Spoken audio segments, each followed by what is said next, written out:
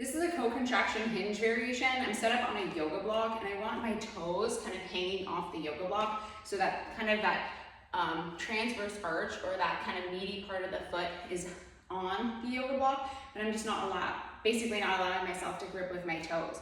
So coming onto the yoga block, you can also use a book or something else that you can elevate, and the toes are kind of hanging off, so I'm feeling pretty stable through my foot, just not my toes.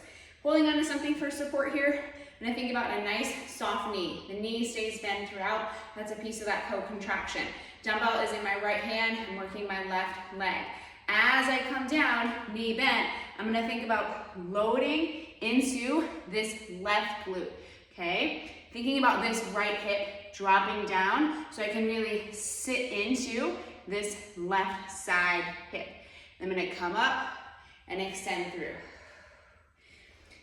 If you don't need to hold on to something, you don't have to, but for me, I do.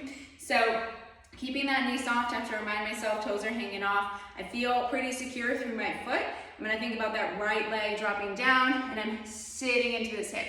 We don't wanna side bend or hike, so think about this right hip dropping down and coming back through. So right hand kind of reaches towards the big toe, keep that weight over the foot, and then come through. So keeping that left knee soft in this case, pressing down into the foot and come through. So you're maintaining that knee bend throughout, and I'm sitting into the hip and then coming through. This will really smoke your glute. You're really loading that internal rotation range, maintaining that soft knee bend. So pretty much everything in this lower limb is working really hard. And then you'll switch sides.